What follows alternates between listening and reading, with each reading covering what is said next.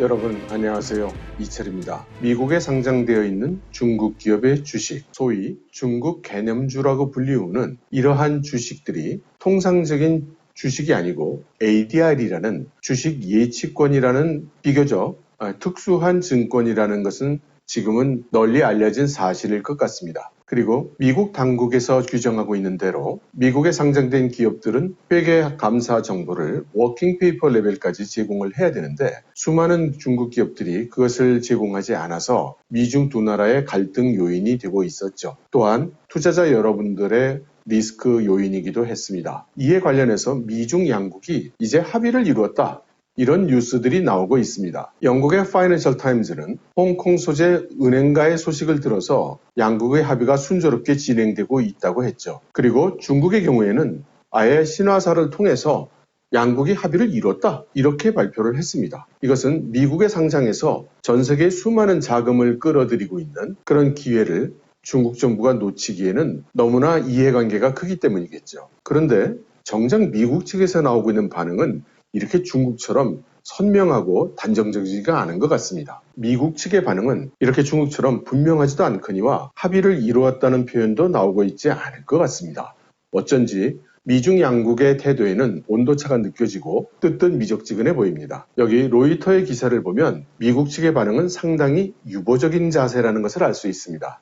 그리고 정작 주관 부서인 미국의 상장기업 회계감독위원회 PCAOB는 이렇게 이야기했다고 하죠. 누구를 감사하든 우리가 결정하는 것이고 우리가 중국의 의견을 구할 이유가 없다. 라고 말이죠. 그러면 당초에 이런 일이 발생하게 된 이유는 무엇이었을까요? 수년 전 미국에 상장되었던 중국의 커피 프랜차이즈 기업 레이싱 커피가 회계 부정 사건으로 발각된 이후에 미 의회는 2020년도 말에 중국 기업의 회계 자료를 상장기업 회계감독위원회가 직접 검증하도록 하는 외국 회사 책임법을 통과시킨 바 있습니다. 그리하여 미국 증권감독위원회 SEC는 상장 기업들에게 매년 회계 감사를 받은 정보를 제출하도록 의무화하고 있죠. 전에도 한번 말씀드렸습니다만 이 SEC에서 요구하는 정보의 수준이 우리보다는 훨씬 디테일하다는 점을 염두에 두시면 좋겠습니다. 물론 아무것도 감출 것이 없는 그런 기업의 경우에는 문제될 게 당연히 없겠죠. 그렇지만 상당수의 기업들이 남에게 알리고 싶지 않은 그런 내용 많이 있고 경우에 따라서는 윤리적 또는 법적 책임의 소지가 있을 수 있는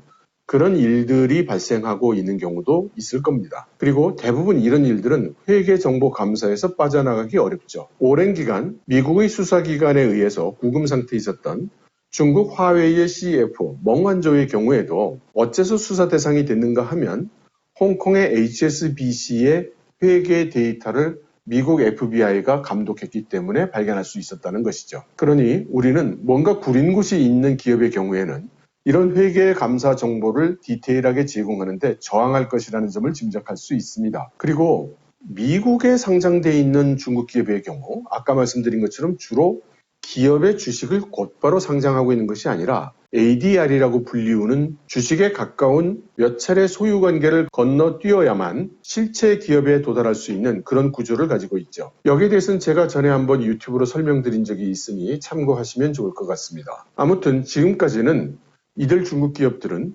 자신들의 회계 감사 정보 안에는 중국 국가 안보와 관련된 사항들이 있어서 정보 제공이 불가하다 이런 입장을 취해왔죠. 게다가 중국 정부도 공식적으로 그러하다라고 이야기를 하고 있으니 미국 정부가 손을 쓰기가 매우 어려운 상황이었습니다. 그러나 트럼프 행정부에서는 이런 말들을 전혀 받아들이지 않았죠. 결국 SEC는 중국 기업들이 이런 식으로 정보를 제공하지 않으면 상장을 유지할 수 없다. 이제 이렇게 결론을 내렸고요. 실제로 제대로 정보를 제공하지 않으면 이제 상장 폐지를 하겠다고 통보를 하는 사태에 다다랐죠. 그러면 중국은 어떤 입장이었을까요? 사실 중국 정부가 이들 중국 기업들의 회계 감사 정보의 구체적인 내용 중에는 중국의 국가 안보에 관련된 사항들이 있기 때문에 불가하다라는 입장을 공포를 했을 때 저를 포함한 많은 사람들이 의심의 눈으로 보고 사실 믿지 않았습니다. 그런데 이후 발생한 일련의 사태는 중국 정부가 진심이었다는 것을 알 수 있게 되었죠. 가장 좋은 예가 디디 추싱입니다.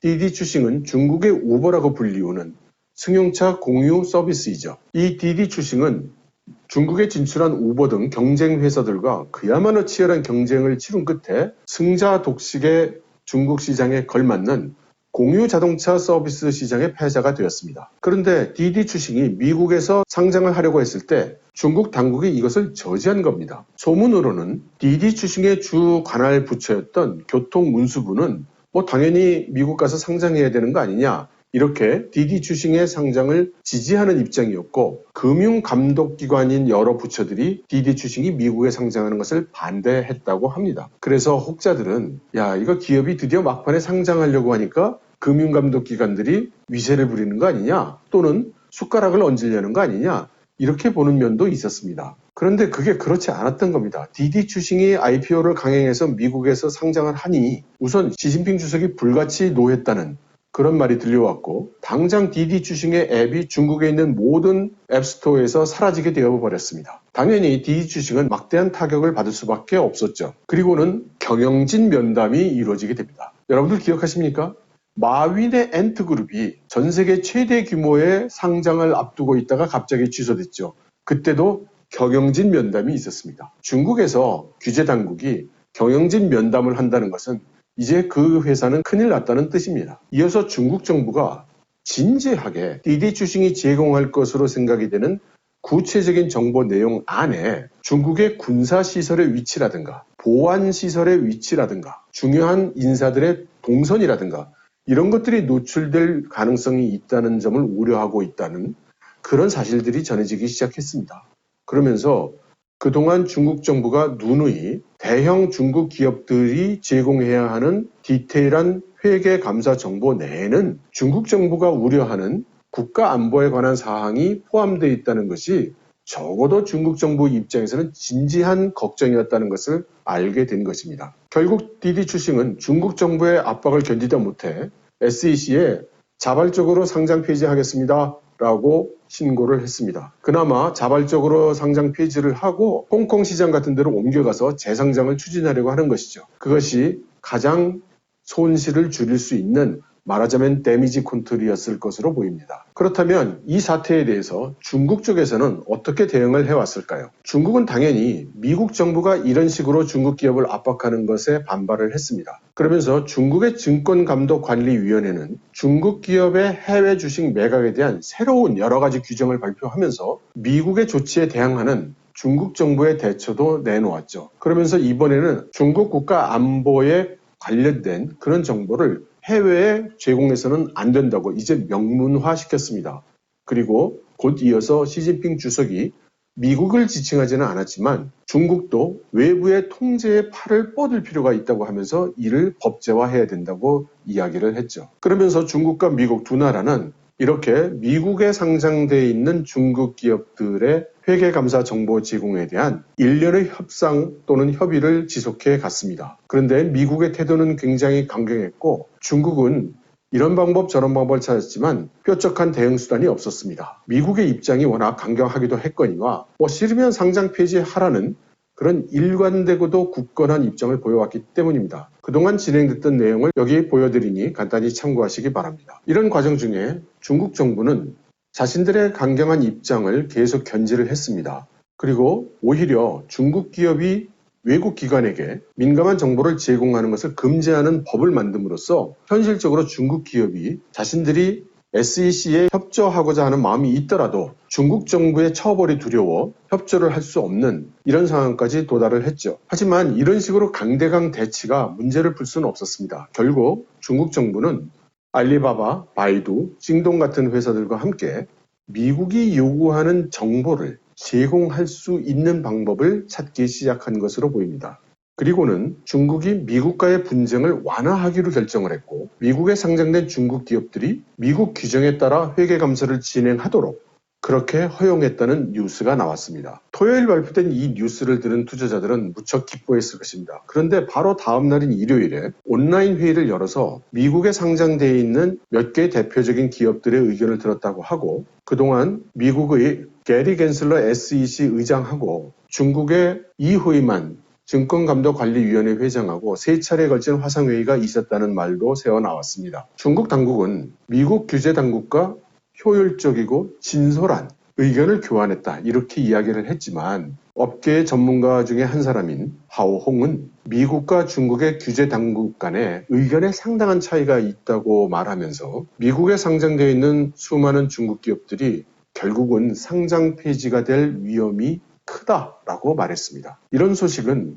업계로서는 상당히 큰 충격일 수밖에 없었을 것입니다. 크레인 펀드 같은 경우에는 이렇게 미국에 상장되어 있는 중국 기업들을 홍콩으로 재상장해야 되겠다고 이렇게 이야기를 할 정도였으니까 말이죠. 그리고 이 일은 이제 결말을 향해 달려갑니다. 최근 중국의 5개의 대형 국유 기업이 SEC에 자발적으로 상장 폐지하겠다고 그렇게 신청을 했습니다. 석유회사, 알루미늄 회사 이런 국제 원자재를 다루는 대형 중국 국유 기업이고 이 5회사의 시가총액만 3천억 달러가 넘는다고 하죠. 이 사건을 놓고 업계에서는 이렇게 추측을 한다고 합니다. 중국 정부가 말하는 대로 민감한 국가 안보 정보를 포함할 수 있는 그런 성격의 5개 국유 기업이 자발적으로 상장 폐지를 신청한 것은 역설적으로 민감한 국가 안보 정보를 가지고 있지 않은 그런 수많은 민간 기업들은 미국의 규정대로 회계 감사 정보를 제공해라. 이렇게 허용할 조짐이라고 말이죠. 물론 국가 안보와 관계된 민감한 정보를 가지고 있는 그런 기업들은 이 5개의 기업 외에도 있을 것이고 그러므로 앞으로 얼마나 많은 중국 기업들이 자발적으로 상장 폐지를 신청할지는 이제 지켜봐야 알 일입니다. 그래서 가장 최근의 소식은 이겁니다. 중국이 미국의 입장은 강경하고 어떻게 해볼 수가 없구나. 그래서 마지막으로 합의에 접근하고 있는 방법이 그러면 미국에서 조사관을 홍콩으로 파견해서 홍콩에서 회계감사 정보를 검토하라. 이런 거라는 겁니다. 이 소식이 전해지자 미국 상장한 중국 기업들을 대상으로 하는 나스닥의 골든 드래곤 지수는 또 급등을 했다는 말도 전해지고 있죠. 그리고 이런 일들이 바로 미국과 중국 양국이 합의를 이루었다고 발표를 한 중국 당국의 의도이기도 할 것입니다. 그러나 서두에 말씀드린 바와 같이 미국의 반응은 그렇게 뜨겁지 않습니다. 왜냐하면 이 홍콩 방문 조사라는 내용을 들여다보면 근본적인 구조적 문제가 해결된 것으로 보이지 않기 때문입니다. 우선 왜 미국의 조사관이 홍콩까지 와야 되는 걸까요?